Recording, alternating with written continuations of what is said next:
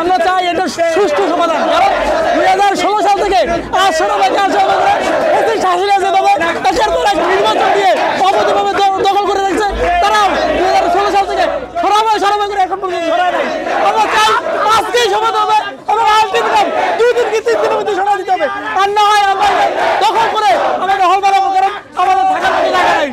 গত 30টা বছর আমাদের এই প্রতিষ্ঠানে একটা বা একমাত্র ইট লাগে নাই। আমরা চাই আমাদের উন্নতি, আমরা চাই আমাদের সরকারি মাদ্রাসায় আলিয়ার একটি রয়রকার পরিস্থিতি, যেটা ইতিহাস ঐতিহ্যে ছিল।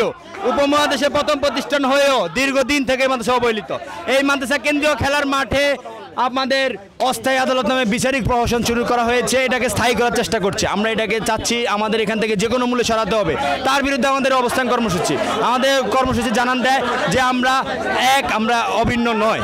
দর্শক, এই মুহূর্তে অবস্থান করছি কারা সদর দপ্তরে এবং আমার পিছনে দেখতে পাচ্ছেন যে আলিয়া মাদ্রাসার শিক্ষার্থীরা তারা অস্থায়ী আদালত সরিয়ে ফেলার জন্য কিন্তু এই কারা সদর দপ্তরে এসেছেন এবং তারা 5 জনের একটি প্রতিনিধি টিম কর্তৃপক্ষের সঙ্গে কথা বলতে গিয়েছেন এবং তারা এসে জানাবেন। তবে এখন পর্যন্ত আসলে শিক্ষার্থীরা তারা কিন্তু এই কারা সদর দপ্তরে অবস্থান করছেন। আমরা দেখতে পাচ্ছি যে এখানে আইন শৃঙ্খলা রক্ষাকারী বাহিনী, পুলিশ, সেনাবাহিনী তারা কিন্তু এখানে এসেছেন এবং ঘটনা পর্যালোচনা করছেন এবং আমরা দেখতে পাচ্ছি একজন এএসআই কিন্তু এই মুহূর্তে শিক্ষার্থীদের সাথে কথা বলছেন। সকাল 11টা থেকেই কিন্তু শিক্ষার্থীরা এই আন্দোলন করে যাচ্ছিল এবং এখন পর্যন্ত তারা সেই আন্দোলন করছে। তাদের দাবি মেনে না নেওয়া হলে তারা এই কারা সদর দপ্তর ছেড়ে এখান থেকে যাবে না। এই অস্থায়ী আদালত এখান থেকে অপসারণের জন্য বর্তমানে দায়িত্বশীল যারা আছেন, আমাদের উপদেষ্টা সহ সকল উপদেষ্টা এবং সচেতন মহলকে আমরা জানাতে চাই, এই আলিয়া মাদ্রাসায় অস্থায়ী আদালত আমরা বরদাস্ত করব না।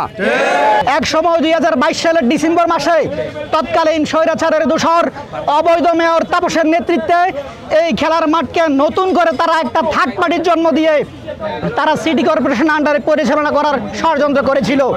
কিন্তু 2022 সালের ডিসেম্বর মাসে এখানকার ছাত্র সমাজ এই তখনকার তৎকালীন ফ্যাসিবাদের মেয়রকে পালাতে বাধ্য করেছিল।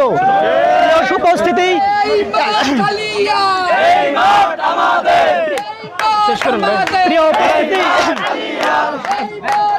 বর্তমানে এই মাঠটিতে আমরা সচেতন ছাত্র সমাজ আজ এখানে একসাথ হয়েছি।